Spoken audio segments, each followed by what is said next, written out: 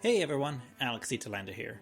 So, almost a year ago, I got together with the sound guys behind Ostium, Circe, and Hail and Well Met podcasts, Mike and Tarran, and we decided to start a tea podcast together. A tea-cast, if you will. It's called While There Is Tea, There Is Hope. We talk about the immense history of tea, how the Western world has benefited from this leaf grown and picked and prepared by minorities, when tea was possibly discovered, and what some of our favorite teas are. So if you're a fan of tea like us, then keep listening and you'll get to hear our first episode, A Tale of Two Teas. Yes, puns are required. And if you enjoy, be sure to subscribe to the show.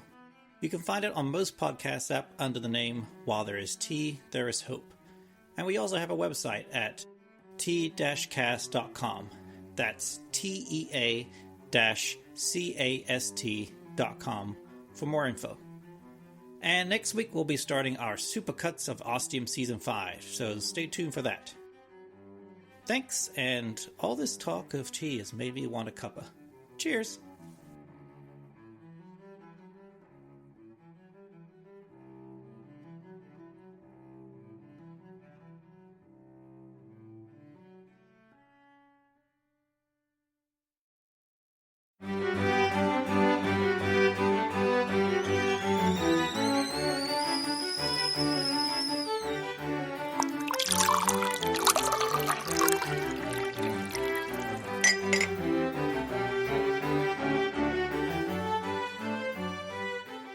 Welcome. I'm Mike Nye. And I'm Tarran Merlo from the Hail and Well Met podcasts. And I'm Alex Telander from the Ostium Network. And welcome to our Tea Cast. While there is tea, there is hope.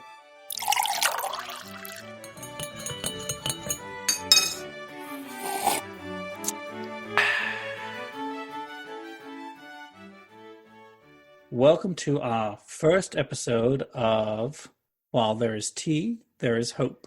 If you found us, it probably means you like tea in some way, or you know us hosts, perhaps, and want to hear our voices or something. With me, I've got Tarran Merlo. Say hi. Hello.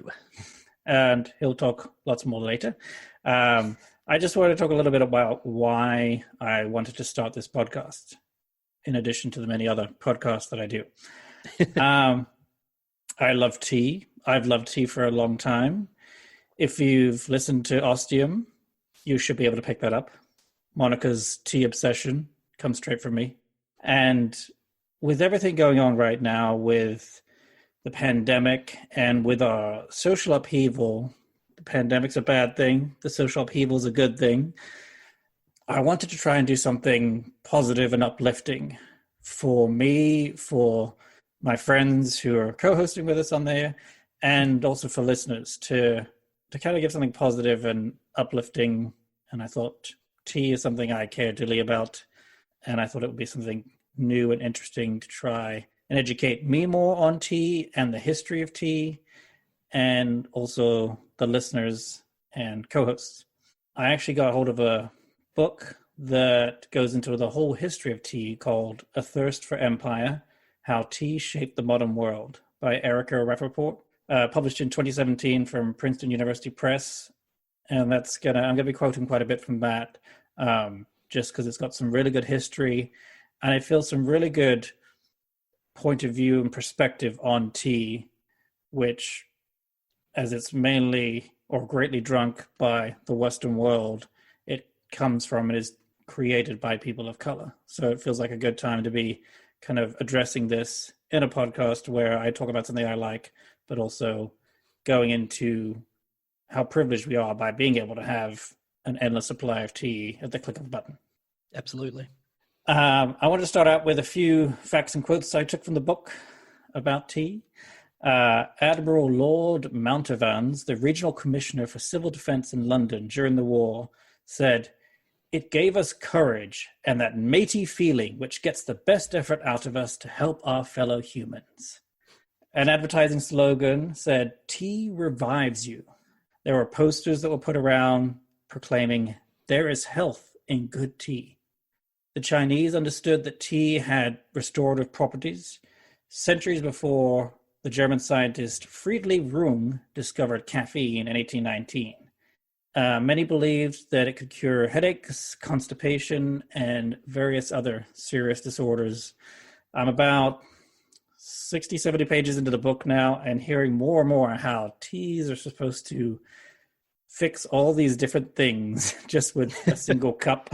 When I was looking back through some of the advertising slogans and one that you mentioned of tea revives you, a lot of advertising going on with tea and specifically around rationing and those sorts of things during the Great Depression and through the World Wars. And a lot of that was around the same time that cigarette use was also advertised in a very, very similar vein for its health benefits and its amazing positive impacts on your life. And it was a really interesting sort of juxtaposition going back through some of those old ads going, hang on, one of those is clearly wrong while the other one is pretty much right. Right. And still very popular. It is. Special way. All right. So let's, Tarran, if you can give a bit of intro who you are and your earliest memory of drinking tea. Yeah. So yeah, as you've said, Alex, thank you for having me on board today. I'm Tarran from Hail and Well Met. We do a few podcasts ourselves and done a few collaborations with yourself, Alex, through Ostium. Worked on the Cersei podcast with you as well, and had some deep interest into manifestations as well. So it's been great to be a part of those and be involved in them as well. So I'm sort of honoured to be recording with you today. As you said, clearly tea has been a pretty critical component of all things Ostium for a while. But as you said as well, it's been a pretty key component of worldwide cultures for as long as we've been around. For me personally, my first memory of tea, or maybe the most critical one, the one that stands out the most as one of the early ones I had, was with my nana, my mum's mum. She used to take care of my brother and myself over the school holidays. Mum and dad both worked. And my nan used to make a cup of tea. And I remember asking her what on earth you're doing, because for me, I'd made cup of teas for mum and dad before. You put a tea bag in a mug, put some water in it, stick it in the microwave for a minute and a half, and you're done. That's a cup of tea. But Nana went. She boiled the kettle. Took 5 minutes to boil this pot of water. Takes out this ceramic teapot. Puts a strainer on the top. Puts these weird leaves in the top of that. Pours this boiling water over it, and then this thing sits there for a good 10 minutes before she pours out a cup on this porcelain teacup on a saucer. A little bit of milk, a little bit of sugar, and it was this 15 to 20 minute process. This whole elaborate ritual to go through. Did she have a tea cozy too? She didn't. Living in Western Australia, I think things don't tend to get cold very quickly. Mainly the opposite, unfortunately. And she made me one, and that was probably my first properly made cup of tea. I've kind of enjoyed them ever since. That was a sort of fairly plain English breakfast, as close to generic tea as you can probably get in the market. Now, milk and or sugar, question mark? Look, for my nan, it was a definite must. For me, for a long time, it was both. And I'm ashamed to admit that it was milk and a number of teaspoons of sugar. But much more like but it sounds like she made it pretty strong, so getting started. Yeah. I think that lasted her a good 3 or 4 cups with a little bit of myself. So, But no, for me, over time, I've definitely gone off the sugar altogether. Sort of both tea and coffees. Not that that's a bit of a dirty word in this podcast, I think, but oh no, we can talk about it. That's in part of the history too, because coffee and tea were being shipped over from colonies and everything. Exactly. Yeah. So it'll come. But no, definitely no sugar. And the milk really depends on what the tea is, and my mood. But no, most of the time it's milkless. It sort of has a better flavor to it in a lot of instances.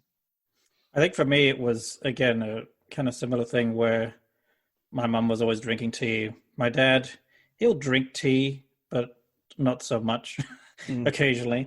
He's more of a coffee person.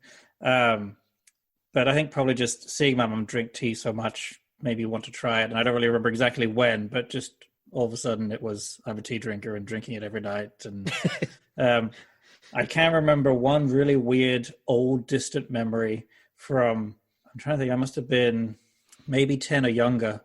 And it was, let me think, not my nana, but her sister, so my Aunt Ada. And it was between her and my cousin at, I can't remember, I think it was the cousin's house. So the cousin was about 4 years older than me or something like that. And just, they were all sitting at the table. I wasn't there, I was with the younger kids. And they're all sitting there drinking tea. And they got their tea confused, and they're like holding the cups, and they're like, oh, is this your tea? I don't know. This is your tea, maybe. We've got it mixed up. And that's all I really remember, just how like refined and polite it all seemed with the drinking tea all together there and everything. So that's almost like a comedy routine. Mm-hmm.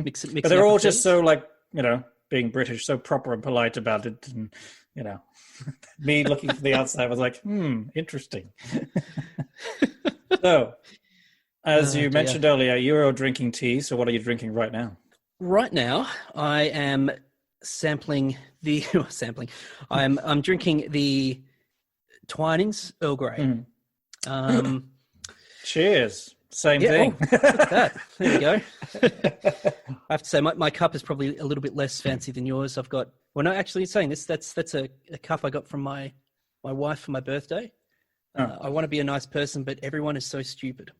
I need to get a podcast themed one, I think. My wife got one, and it's like the perfect size for tea, a good large amount, but not too much and not too little. And so we got managed to get a second one. So she's Libra, but so we use them a lot. So we got two because I'm always drinking from them too. But yes, so I am cheating a little bit. So I've got my cup, but then I've got my pot. So I've got my top up for when I empty the smaller cup. When you need to, depending how long we go on. But yeah, Twinings Early Grey, loosely, we're on the same page there. I just did the last little bit of it I had, but that's because I have more tea coming later this week, so I think I'll be okay. You're not in short supply then. But not of the Twinings Early Grey, which has lasted me since, when was that? Christmas, I think. A whole little. Oh wow. Yeah. Okay. I mean, I think that the Earl Grey obsession, and I'll call it an obsession because that's kind of been my staple for a long time, is directly. I'm not ashamed to admit that I'm a massive Star Trek fan, and as such, you can't go past a cup of Picard's favourite. Although in saying that, I don't really like my tea Earl Grey hot. For me, sort of Earl Grey should be on that verge of being almost too hot to drink, but cool enough that if you're about to rush out for a meeting or something, you can down the whole cup if you have to in a hurry.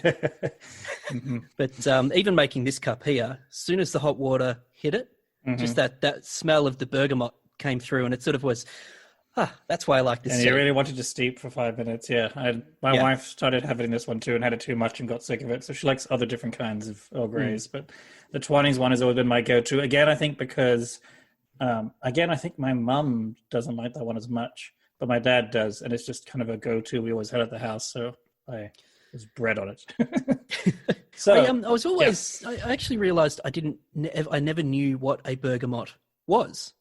So it's this oil, and I always assumed it was some sort of fragrant plant, like a lavender or a rosemary or something there. But and again, I'm not ashamed to admit that it took you saying, "Hey, do you want to come on this episode and have a look?" And I went, "What is bergamot oil?" And for those in my situation who have no idea, it's a citrus plant. It's an Italian citrus plant, sort of similar to a lime, and apparently originated as a hybrid blend of lemon and an Italian bitter orange.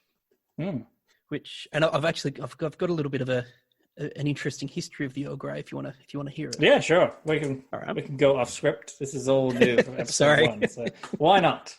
So Earl Grey is, I guess, unsurprisingly named after Earl Grey. His full name was Charles Grey, the second Earl of Grey, who was the British Prime Minister in the 1830s. And apparently he received this tea blend as a gift. There's a couple of legends about it, though. There's 3 different backstories that people have believe it's come from. Probably all apocryphal, but the first one definitely is. And there's some proof to sort of back up the fact that it is absolutely an apocryphal legend. But it says that a Chinese mandarin, so a bureaucrat, had a son who was saved from drowning by one of Lord Grey's men.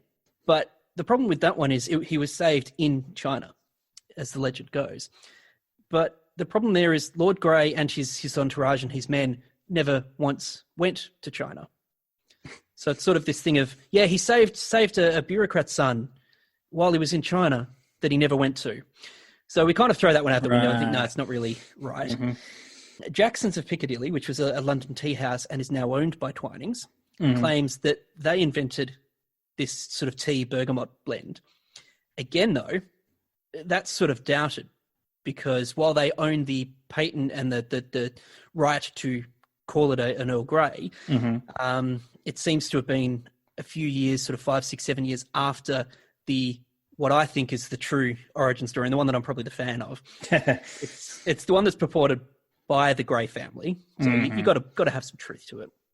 And they say that the tea was a specific blend by, again, a Chinese bureaucrat, a Chinese mandarin, for Lord Grey, directly to offset the water at Lord Grey's Howick Hall, so his main residence. That hall, the water table in the area and the land in the area had a huge amount of lime, high ratio of lime. So that not the fruit, the rock, in all the surrounding soil. So he made this blend by adding bergamot to offset the taste and the texture of this lime in the tea, in the water, to make this tea. And you had Lady Grey, who entertained at the hall quite frequently. Which is another blend of tea, Lady Grey. Correct. And sorry, my faux pas there. Twinings don't hold the rights to Earl Grey; they hold the rights to Lady Grey. Oh, okay. Because Earl Grey is a generic name, whereas Lady Grey is the one that they hold the specific rights to. Yeah.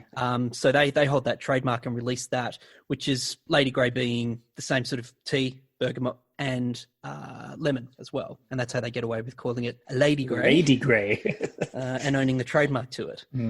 But so it's sort of that one sounded the most plausible to me. Yeah, an English lord complaining about the water quality, and one of his people that were there saying, "Well, hey, I've got a fix for that. You know this tea stuff that you like. If I add a bit of this, there we go. Here's a great tasting tea that you just ignore the lime." Now I wonder what it was like when they had it with actual decent tasting water, what it must have been like. With the oh, this is so much better with real water. Let's drink this every day. I wonder what the actual, I guess you could try and reproduce it at home to see if it makes a different taste by adding, add some lime in the water. I wonder how poisonous sprinkle. Or put it in the strainer or something. Much like everything else in the 1800s was probably poisonous for you. We'll do some mercury-based makeup and some lead-based and wonder why we all die at 25. So speaking of the 1830s, let's go way back for the little history bit. I've been looking through Pete's. Do they have Pete's in Australia? No, but online. So it's an American chain. I think they originally started pretty near here in San Francisco and Berkeley, but I think someone bought them out. But anyway, they have a cool little big history section I thought I'd reproduce here for us, going way, way back. So this first part is the legends from China and India. Tea's origin story is infused with a blend of myth and fact and colored by ancient concepts of spirituality and philosophy. According to Chinese legend, the history of tea began in 2737 BCE, when the Emperor Shen Nong, a skilled ruler and scientist, accidentally discovered tea while boiling water in the garden. A leaf from an overhanging wild tree drifted into his pot. The emperor enjoyed drinking the infused water so much that he was compelled to research the plant further. Legend has it that the emperor discovered tea's medicinal properties during his research. Indian history attributes the discovery of tea to Prince Bodhidharma, an Indian saint who founded the Zen school of Buddhism. In the year 520, he left India to preach Buddhism in China. To prove some Zen principles, he vowed to meditate for 9 years without sleep. It is said that towards the end of his meditation, he fell asleep. Upon awaking, he was so distraught that he cut off his eyelids and threw them to the ground. Legend has it that a tea plant sprung up on the spot to sanctify his sacrifice. Thoughts? I have to say I've been, again, woefully ignorant of my tea history until, again, we started talking about putting something together here, and my research has been a bit of an eye opener. I'm a history major by education, much is the curse of my life, which means I tend to get caught up in the nitty gritty when I get into a rabbit hole, which is why I tend to avoid going deep into things, because I tend to not be able to find my way out pretty easily. And so there's centuries of history on this, so it really if not is. millennia. It's terrifying to sort of see where it comes in. And this is partly kind of why I wanted to do this, because I've always kind of wanted to know the immense history, and knowing it was going to be a huge, big door opening for me and all this stuff. Yeah. I kind of wanted to get into it. I even had ideas of one day writing a book about the history of tea or something, but doing a podcast. There's enough content to write a few volumes, I think, at least. But, and I think part of the challenge with not so much the early history, but going through, I'll call it the mid section of the history of tea, sort of the AD period sort of onwards, is needing to understand a lot more than just the tea story out of it. There's definitely a lot more socioeconomic and political background and crossover of cultures that has such a impact on the way everything is working, and so much interconnection with everything else that's going on in the world, from wars to personal grief that people have with certain key characters have. So it's hard to sort of take this out of that context and talk about it in isolation. But it's also not, I don't feel it's right too, as a couple of white guys, a bunch of white guys, as when we have Mike on too, just doing it that way naively and not acknowledging the sacrifice that's been made. It's been massive, unfortunately. From the minimal that I've started digging into this, it's been a massive impact. But I guess those two legends that you've read through there, I'd have to probably align more to the Chinese side of things, purely from a timing perspective. Although in saying that, the first, I guess, primary resource, a primary piece of historical fact that I could find, at least, was more anecdotal. So it's hard even to call it a primary source, but sort of the anecdotal evidence of its use for medicinal properties during the Shang Dynasty, which is sort of that 1766 to 1050 BCE. So 1,000 years past that the legend piece. So look, is that legend accurate? Look, highly likely. It's it's highly likely that these sort of things happened by accidentally pouring some boiling water over a leaf and realizing that it's a pretty tasty drink. Leaving it there for a while and having it turn into something. But then with other things, with when you're cooking, or just different things you're blending together, and just how people discover them in similar ways. Which is amazing. It is amazing to sort of look back at the history of some foods or foods and drinks and realize that that was a complete accident. But also with them obviously drinking it over and over, it obviously did make them feel better in certain ways. That there was some part of it that was healing and helping. I think it was that sort of 1,000 years later or thereabouts that you started to see it. It's more frequent use for its medicinal properties, the deliberate mixing of that with other barks and seeds and leaves in a bit of a trial and error manner to sort of see what was the most potent remedy for a given ailment. It might be you've got a headache. Oh, well, this tea mixed with this type of bark or this type of leaf, release that better than, or anything like that. Yeah, all of that, because we talk about it as if, yes, we've got this history there, and we don't. Unfortunately, history from that long ago, we're talking 5,000 years ago, is hard.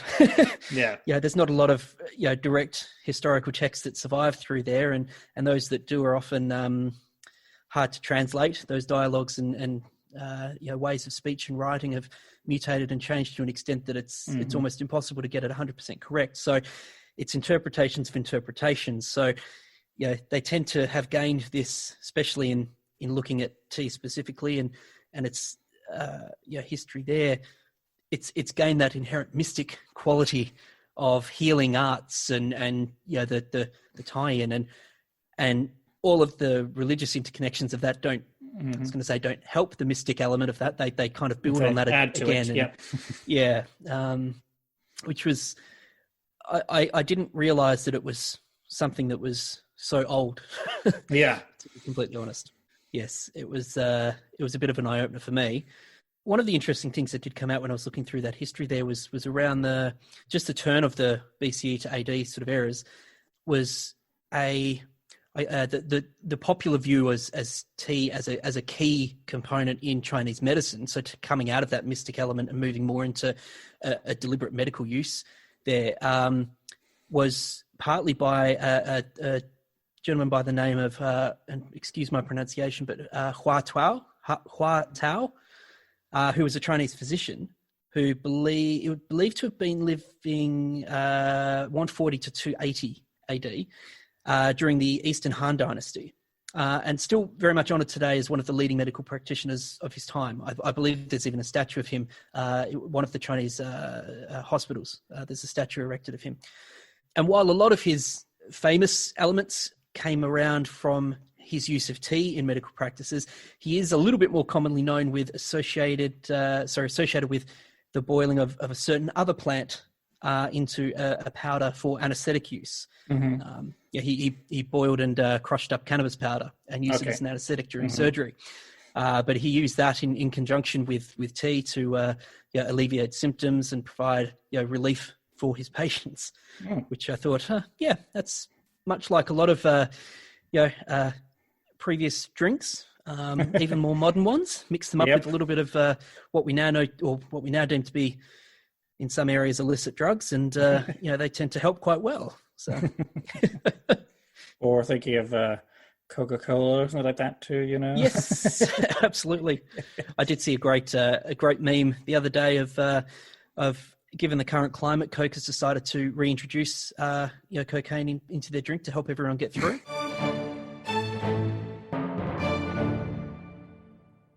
So now I'm going to quote a little bit from A Thirst for Empire, a little bit about how tea works. Tea can grow in many climates, but thrives in tropical and subtropical areas with warm temperatures, high humidity, and a great deal of water, sunlight, and well-drained and nitrogen-rich soil. Once mature, the freshly picked leaves must be processed quickly to prevent spoilage. Tea can be made into bricks, pounded into powder, and dried and fermented in various ways to become green, black, oolong, and other varieties. It can be served hot, iced, with added flavorings and spices, prepared in urns, samovars, and pots, sold in tea bags, and even freeze-dried, that has no appreciable industrial uses like corn, soil, sugar, oils, cotton, or even diamonds. Tea is basically a beverage. Yes, you drink it to possibly help some things, but you drink it also because you like the taste of it and enjoy it, and it doesn't work for anything else really other than enjoying it. That's exactly right. It has no other use. That's amazing. I'd never really considered it like that. Yeah. I mean, I don't know if you were to bathe in a bath of tea, I don't know if that might do anything to the skin or whatever, but quite possibly. It might not be good. But no. I mean, so when you say tea here, we're specifically dealing and talking about the, what was it? Hang on, there we go. The Camellia sinensis plant, the leaves of the Camellia sinensis plant, which when I guess Western culture traditionally tends to think of that as black tea. Obviously, as you said, a few different varieties through that, and it's all based on the way it's prepared. You have your white, yellows, green, oolong, black, and sort of fermented or post-fermented sort of dark tea. But something that I've come up to or sort of realized in the last probably 6 months of my tea drinking life has been the use of the word tea for, and I'll say in this context, herbal teas, is completely and utterly wrong. And this is probably going to be a little bit tea snobby kind of thing of me. So I think it comes with the territory here, so it's expected. It does, yeah. So all of those, anything that doesn't have the leaf of the Camellia sinensis in it, shouldn't be called a tea. It should be a tisane, which is a non-Camellia sinensis based tea for all intents and purposes. Bizarre tea. And that's been probably a fair percentage of my drinking has been herbals or tisanes over the last 6 months. I do enjoy my Earl Grey and we'll occasionally have a blended sort of mix, a chai or something similar to that, where you have your Camellia sinensis tea with a mix of herbs and spices, but it still has the tea leaf in it. As the root. that sort of base to it. No, root works well. But yeah, a lot of my tea has been, or a lot of my tisane drinking has been tisanes, not teas, which I found was quite interesting. And again, I've been letting the tea team down by drinking non-tea teas. But you're also drinking it because you're enjoying it, though. Yeah, exactly. Which the other day. One of the books that I've been reading has been, and I actually managed to read this online as a scanned-in text, which I thought was just an amazing sign of the times that we live in, that I can go and grab a book without having to leave the house and read it. I had to borrow it hour on hour, which was fine, but that's okay. It was free to borrow continually, so I just kept doing it. But it was from Mary Lou Heiss, The Story of Tea, which was The Story of Tea, A Cultural History and Drinking Guide. The Drinking Guide's got some really interesting pieces in it, but one of the quotes from there is a sentence of, "Tea has a long and turbulent history, filled with intrigue, adventure, fortune gained and lost, embargoes, drugs, taxation, smugglers, war, revolution, religious asceticism, artistic expression, and social change." And I thought, yep, everything about that sentence kind of sums up the terrifying nature of what tea has really been, across history, unfortunately. But no, that's an interesting text. I think yours is probably going to promise to be a little bit more true to fact. I think. Yeah, well, I mean, all those things you all mentioned, I've hit a lot of them already. Even though I'm currently working through I think mid to late 19th century. Okay. All the smuggling and all the different levels, the taxes, and all these different things, and even down to again, I haven't gotten too much into it, but how England turned against Chinese tea, wanting to make their own in India and kind of making their own thing, which was apparently terrible at first and took 30 odd years to actually make to anything decent. And the book has got, it's been a lot of history is covered, but I think also a lot of good perspective in pointing out how colonialism and everything turned against different groups and peoples and things like that.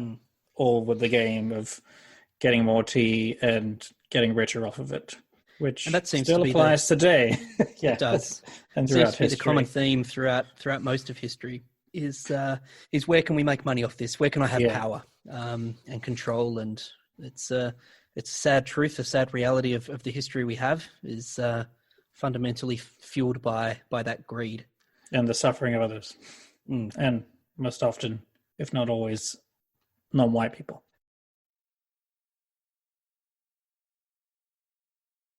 I wanted to mention a few quotes here from kind of two different perspectives. One's an American merchant in the mid-19th century talking about tea. It was kind of interesting to learn how much tea was in the early Americas and how it became such a big thing. Yes. And then really with the Boston Tea Party and then the revolution and all that kind of changed it a bit.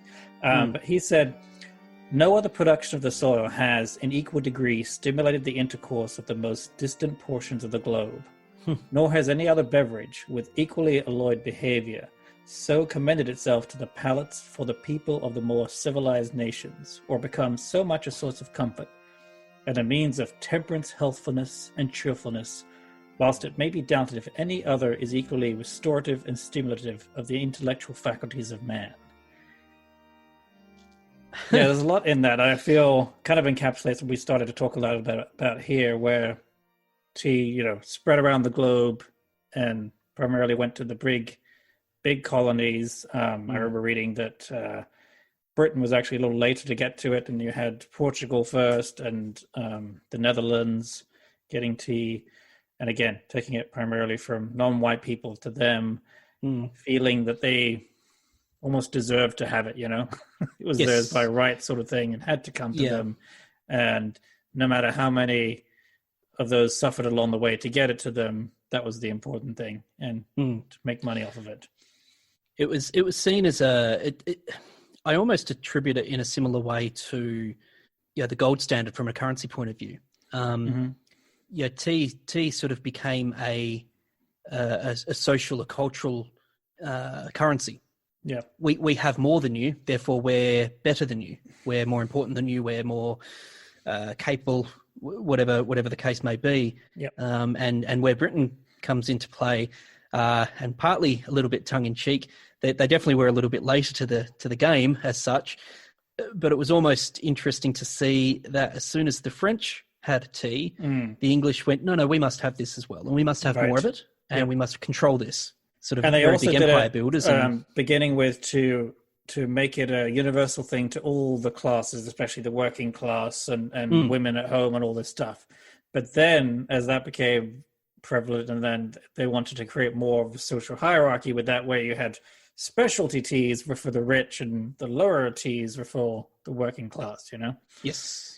The paupers could have these types of teas, but things like our Earl Grey that we're both drinking here, and these sort of blends that that were associated with the nobles of the time and the lords and ladies. It was an aristocratic take on something that was available to everybody.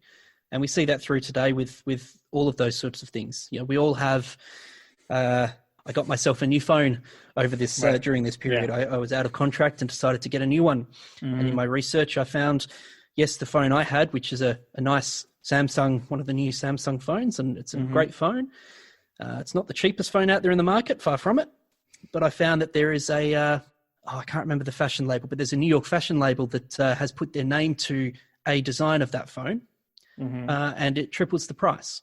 It's got their logo on the back, and it's their coloured ribbon that goes around the back of the case. So it's the status symbol on it. It is 100% is simply a status element of it, and it sort of that's a common theme we see in society. There, you can see that I've got something that is better than you, therefore I'm a better person than you, and I deserve this. Even if I don't really know how to use it, the point is I can have it and you can't.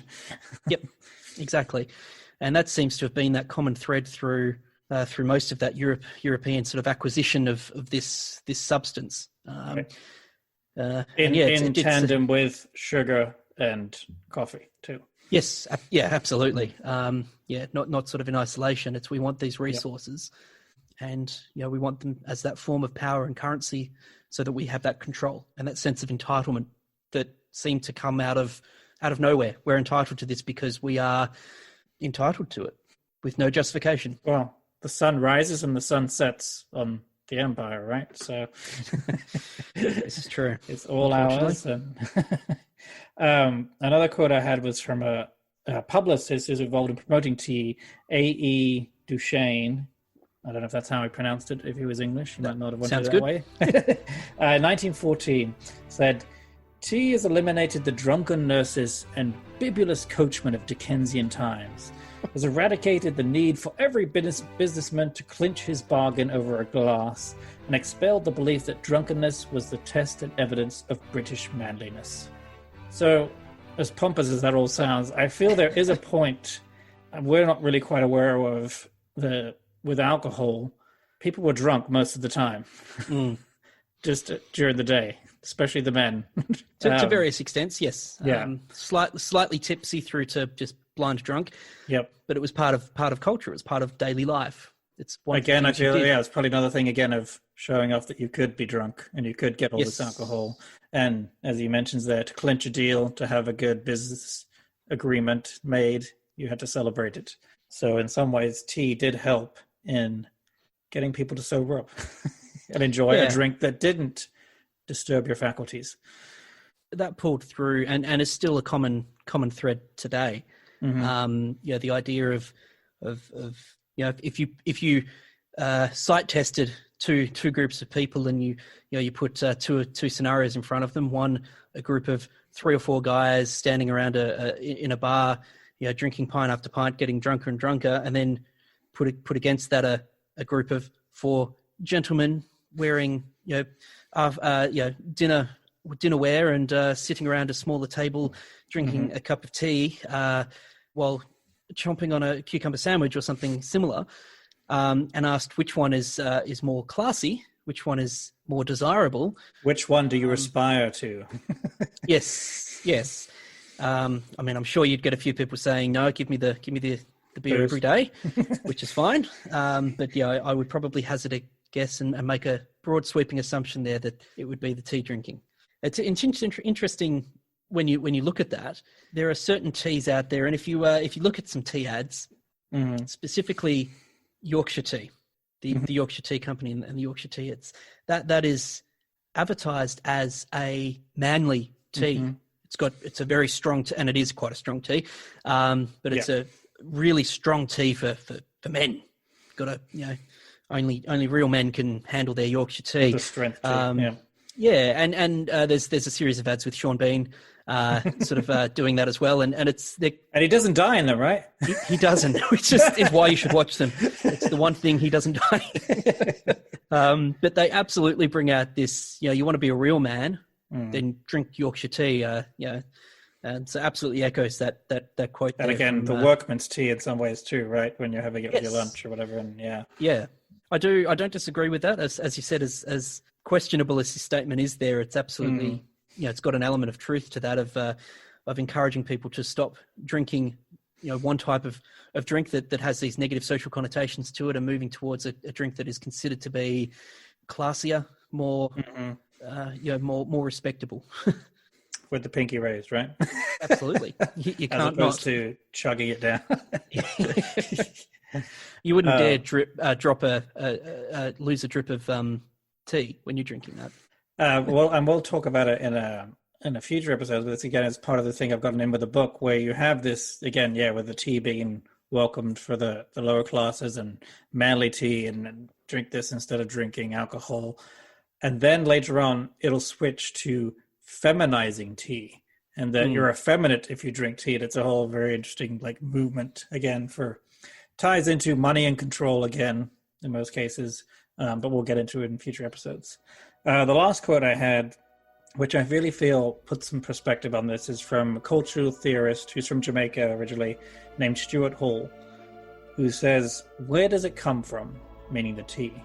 Sri Lanka, India. That is the outside history that is inside the history of the English. There is no English history without that other history.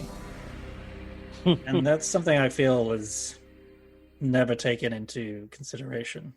The idea that it's British tea, stamped with approval, British tea, and you're drinking it, and that none of it really ever came from Britain. It all came from elsewhere. As I've said earlier, I've been astounded by the truth of this by going into doing some high level reading. I mean, even a quick jumping on Wikipedia, typing in tea and reading the first few paragraphs of the history was a complete eye opener for me to go, hang on, tea is traditionally Chinese. If you had asked me where is tea from, right? In Australia, it's Twinings. Or it's Dilmah, and we have the ads of the Dilmah tea on there, shot in the tea fields of the family picking tea and saying, we make you the highest quality teas, and absolutely, that's, if you had have asked me a month ago before we started looking into this and doing some research itself, I would be ashamed to realise that no, my understanding of that is completely and utterly warped. And it's been a huge eye-opener for me to realise that this is such a influenced history by, call it by the victors. The history is written by the victors, and no less so in this instance. As you said, that British tea, British stamp of approval. If you tried to say anything other than that to a native English person, I assume you'd probably get looked down upon. No, it's British tea, it's English tea. That's how we have tea. And it seems the right time to be doing it, as we're discussing this now, with our social upheaval around the world against racism, against the nobility, the people at the top controlling so much, that we talk about this, that we understand it and educate ourselves as well as others. Yes. I think that's my really goal with this, and learning not just about tea, but the toll also on how many it's taken, and that we understand that when we drink tea, it's obviously a privilege. Yes, it is absolutely a privilege that we can sit here talking about it, drinking what was considered an upper class tea blend derived off the backs of centuries of terrible events, ultimately, all leading back to a culture who discovered and grew and cultivated and made this amazing leaf-based drink that was and is fantastic. And that I wanted everyone just to have and enjoy and to get healthier from it. Yeah, ultimately, yes. And So I'll be interested to go into some of that future history around, around the religious tie-ins and sort of understanding, what the aim of that was. Because it is, as you said, something that was meant to be for all, meant to be enjoyed and consumed by all, and ultimately greed and power is what changed all of that. I also hope to learn a bit about how we get our tea now. Obviously, it's a lot of the same process, but how does it come from? How is it organized by the companies, by the families, by the people? I hope, I don't know, but I assume that it's at least better conditions than it was previously, and that the people are doing better. But I also want to know, again, how, with all this tea that I have available with the click of a button and the punching in of a credit card, I can get within a week or two. What's the process for coming from farm to you, sort of aspect, and what are the conditions of those people who are farming that for you? It's I am nervous to think that I might be putting some of these Twinings bags and Twinings boxes into the bin, but I think we'll see what we discover over the coming weeks and months. Yep, definitely.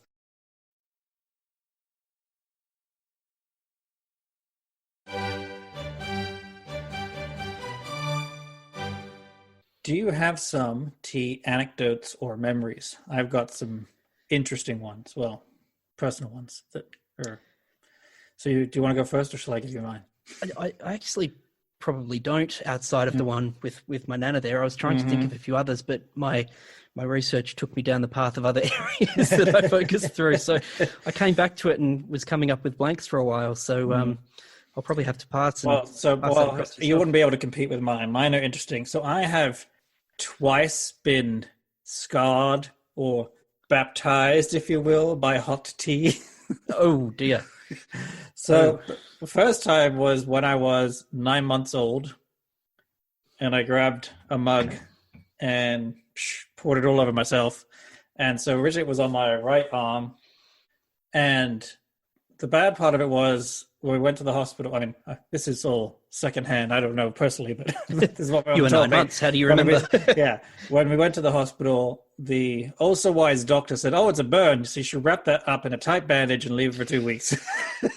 Ooh, so I have a friend who is a burns nurse, and she put up on Facebook this week, actually, so prominent that a picture of a toddler who had been burnt by hot tea, seeing that burning, it was sort of ouch. Yeah. And sort of seeing all the recommendations of put under cold water for 20 to 30 minutes and etc. So the polar opposite of what the doctor recommended there. So because of that, all my life I've borne I don't know how clear it is to see, a scar on my arm, which goes from wrist to just above my elbow, because that was the length of my arm when I was 9 months old. Over the years, it's gotten more tanned and everything and hidden, but that's something I've worn.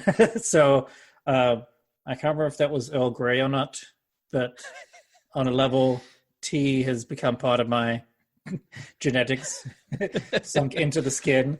Another time, if this was a superhero origin story, you would now be able to shoot tea out of your hand or something. Yeah, the less glamorous other one incident was when I was just drinking tea, dropped it and poured it all over my crotch. Which also led to burns and a lot of pain. And my second baptism there with tea. But and how old were you there? Don't say last week. It's sort of no. I've got much more controlling about tea. Probably early teens. Yeah, I think like 13 or something. Yes. Ouch. It took some healing, but again, tea and I are one in some ways. I can thankfully say that I've had no tea-based accidents myself. No, my burns are usually caused by the oven. Hence my slight phobia of ovens. Not tea Wisely related, too. Ours, every time you open the oven, if you don't remember, you open it, and if you don't stand back, there's a gush of heat that shoots out right away. Steam, you get the steam up on the glasses, and yes, it's a good before it comes out. Exactly. Okay, so now we're coming on to our last segment of our thing, where we recommend our own teas that we like. Okay. Did you? Well, I'm going to go first because I ended up having three. Because I got one today that I enjoyed. A subscription tea service called Simple Loose Leaf Tea. So every month they send me 4 teas, so it would work out perfectly. I do 2 teas each episode. So you could choose actually different kind of groupings. I think there was a chai one, a green tea one. I chose the black tea. And so the first one I tried was the simple Earl Grey. Kind of funny because they actually have a little picture of Sherlock Holmes on there. Ah. So the simple Earl Grey is a classic Earl Grey black tea that uses a wonderful South Indian black tea. When first opening this tea, you'll smell the telltale citrus bergamot, but smell a second time and you'll catch the scent of rich orange zest that is a little sweeter than other bergamots. I really did enjoy this. I mean, I enjoy most Earl Greys. I think what's usually called French Earl Grey, I don't know if it's the level of bergamot or what, to be a little too, what I would call perfumey, I think. So that one I don't like as much. This was kind of like that, but with the citrus orange zest bit, it like cut into it enough that made me enjoy it much more. Okay. So that's what I was really happy with that. And that's coming to me later this week in a larger amount. That's usually a pretty good recommendation if you've tried the sample and now you're doing a larger order. So yes. That's a great. For me, I don't have the bag with me because unfortunately I've used it up and I've thrown it out. Unfortunately, that's a good reason, though, as opposed to throwing it out with it full. Yeah, absolutely. As I was saying to you earlier, I'm a little disappointed with one of the orders that I've placed in that they were out of stock after I ordered. So, but this isn't that company. It's a masala chai from a local WA, West Australian-based coffee company. So they're a Yahava coffee, but they do a range of teas as well. I've got a chamomile of theirs. It's quite nice. But for this, I've decided to recommend their masala chai. I've actually got a video of me sampling that video that I sent through to you. So I'll put it up. We'll put it up on YouTube and link it. Yeah. A little bit of just a really quick sort of history, I guess, of chai. It was sort of an early 20th century adaptation in India that the Indian Tea Association was initially against. They didn't like the idea of spices and herbs being added to a traditional Assam tea because it reduced the ratio of the tea leaf per cup and thus reduced consumption and profits. Again, back to our greed factor. However, it sort of became a staple of Indian tea consumption and a popular alternative to the just traditional black. But to be called a masala chai, it has to have water, tea leaves, so the Assam tea, milk, sugar, and ginger. They're your 5 bases to it. And then the additional spices are called again, excuse my pronunciation, but a kaha. And that includes various quantities and ratios depending on the maker or drinker's preferences. Right. And they can include a base of ground ginger, cardamom pod, and then the addition of things like cinnamon, star anise, fennel, peppercorns, nutmeg, cloves, cardamom seed, ginger root, honey, and vanilla, and sort of different ratios of all of that. Yeah. You then get some extra variations of that, and in this current era of pre-mixed variations, you can pretty much go to any company and say, hey, what types of chai do you have? So masala chai, to make it, and I've never made it like this. So the next time I've got some chai on order that didn't come. So unfortunately I have to reorder some, but I am going to make it like this. So you have your pot and you simmer milk. And I don't have the exact quantities. There's a pretty good one on, I think it is Wikipedia, but there's a few companies around there that sort of give you the ratios and amounts. But you simmer some milk and water with your tea, the sweeteners, so your honey or your sugar. Then you go and add in your ginger. Let that simmer for a few minutes.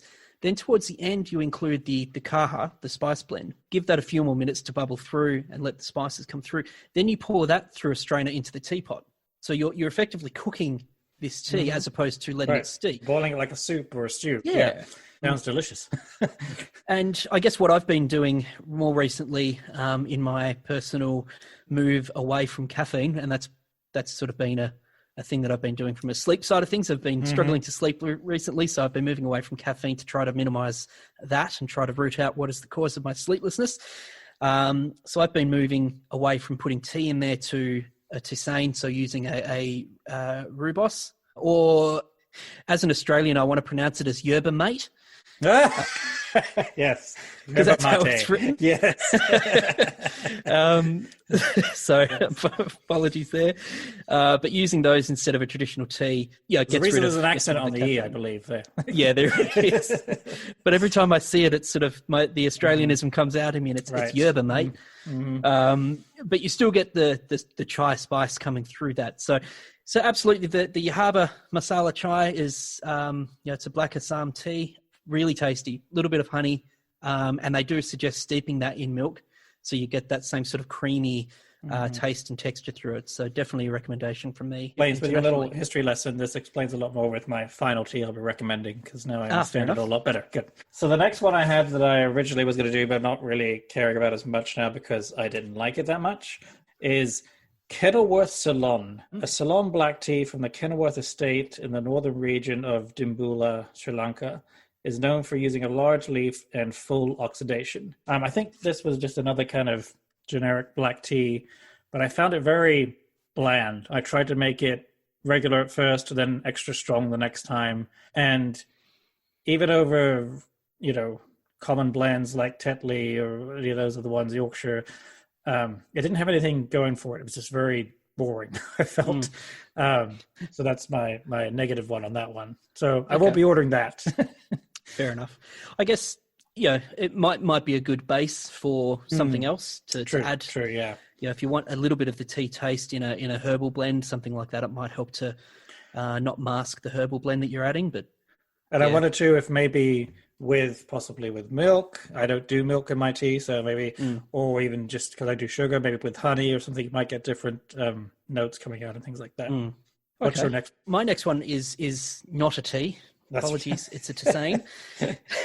So I'm going to be a stickler for that. I'll call out when it's a tisane versus a tea to make sure it's consistent. But so this is a tisane by a company called Rugenic. Rue from kangaroo, but they're a Australian. But they're not organic... a genetics company, right? Genetics. No, it does sound like it. They've taken kangaroo DNA and tea and melded it. Thankfully not. To give a jump in your drink.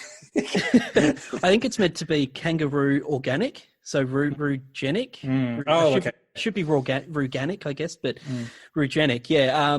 It's an Australian company, and they do harvest everything locally, is my understanding. Not necessarily locally WA, but locally within Australia. And they try to use locally grown variants on things wherever possible. So it's a blend called Native Relief. So again, one of those drinks that I've been trying from a sleep side of things. It's designed to provide a general feeling of well-being and aid in general ailments, as is all tea, I guess. Its ingredients and the claim to fame for Rugenic is it's completely organic, and it includes a blend of lemon myrtle, which is an Australian native bush plant with a lemon scent and taste to it. It's high in antioxidants, and it's got some anti-inflammatory properties as well.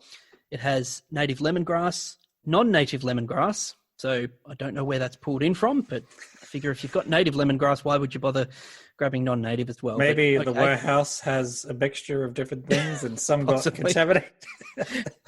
And it does have rose petals in it as well, which I'll be honest, I was using this as my daily drink. If I'm in the mood for a quick cup, what will I make? And I turn to this, which I'm kicking myself for because I finished the jar. And I'm in sort of 200-gram jars. And after I finished it, I realized that the brewing suggestions say you can brew those leaves 3 times. Oh!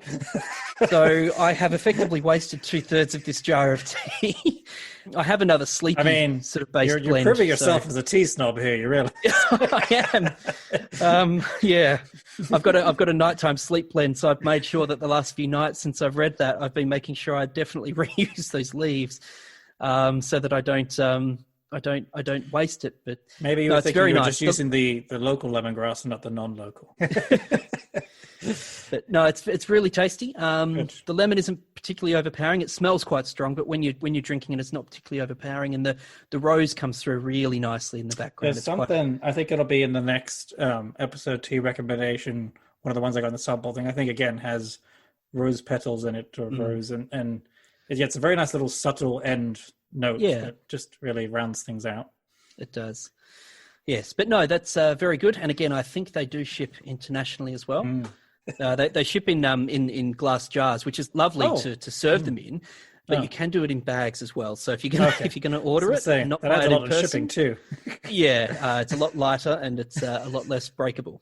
Because having glass broken through your tea, it's not a great feel. It doesn't go down that well. Acquired taste, yeah. You definitely want to put that through a strain. Or two. Yeah, the slivers. Okay, so the last tea, originally I didn't have this, but it arrived today, which my wife had found and ordered, mainly because they are an American company, little American company, run by African Americans specifically. So that's why we're also, with everything going on, wanting to support Black people where we could. So she got this. I'm just going to read a little bit off the website here about how they're called Bunka, B-U-N-K-A. Bunka is about fine tradition, culture, socialization, gatherings, and ceremonies.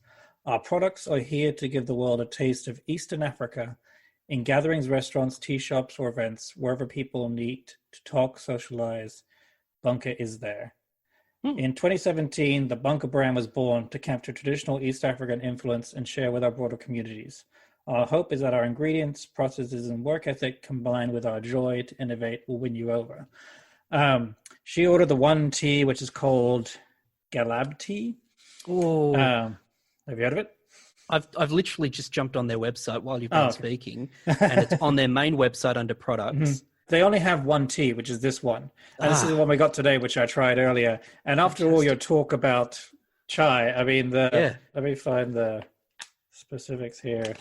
I mean, the ingredients here are Kenyan tea, ginger, cardamom, and cinnamon. Oh, and just even when we opened the bag and just smelling it, we're like, oh, this is amazing. So I made a cup earlier, and I didn't do it. I should, next time I'll start doing it with the milk and like the chai way you're supposed to do it. But I just did a basic cup or whatever, but just on its own with some sugar. It was wonderful. I've tried some, and even though it was not loose leaf, it's tea bags, but still was really good. I've tried other chais where they're fine, but there's always a kind of like almost slight artificial flavor to them because they're a processed tea or whatever. Whereas this just felt the real McCoy, the real thing. And it was very reasonable for, it was 30 bags for $8, I think it was. And then if you do two, you get free shipping. Yeah. So we'll definitely be supporting them. It was very nice. Yeah, that's pretty amazing. I wonder if I'll have to continue clicking through the website to see if they ship all the way to Australia, because that sounds pretty sure they do. And again, this wasn't, we didn't realize this too afterwards too, but they're based out of Minneapolis. Oh, wow. Where George Floyd was murdered. So brings it all around in perspective. Yeah. Let's see. Economy, shipping. I think they probably do. If not, I can send you some. I was going to say, I have a connection in the USPS that And since our other host, Mike, who hopes to be on the next episode, has sent me so much tea, with one hopefully coming in the next few days, we can definitely help each other. But we'll include links for everything in the notes. I don't know how long we've been going on for. Well, actually, I can look here. An hour, over an hour. Okay. Yeah. So the 15 to 20 minutes that we're hoping for. I was estimating 15 to 20 minutes. So we'll see. Well, we'll cut some of this out. But anyway, we hope any listeners that are still listening have enjoyed this beginning first run of a ride through the land of tea and its history and present and future. I've definitely enjoyed chatting and hearing what you have to bring and say, and that's been fantastic. Ideas. Our discourse has been enjoyable. It has been enjoyable. I think this will be the start of something really great. I think so. And as I said at the start, thank you for having us. And to be honest, thank you for suggesting the idea. A few months ago when you did. I mean, I think we just started talking about tea one day on Discord, didn't we? And then all of a sudden I realized we're all big tea drinkers. Yeah, we're having a bit of a catch-up chat. And I'll be honest, I hadn't had a cup of tea myself before then regularly. For a long time, I'd turned to coffee and been doing a lot of that. And I found that, just that chat got me back into having some teas and really appreciating them much more than I had done in the past outside of a casual tea drinker. And it's definitely become a lot more interesting reading through the history, understanding the cultural impact and where all this has come from has been, as I said, a huge eye-opener for me and very much been a topic that has gained interest for me in a huge way. Yeah. Right. Thank you for listening, and catch us on our next episode. See you later, and thanks again.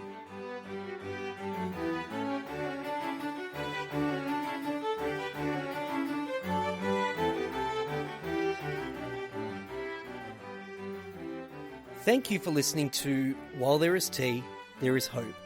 This episode featured myself, Tarran Merlo, and Alex C. Telander. It was produced by Tarran Merlo. Details of the music featured in this episode can be found in the show notes. You can find out more about this show at our growing website, www.t-cast.com. And we hope you can join us for our next episode, which will be out on the 1st of March. Thank you for listening, and have a tea-rific time.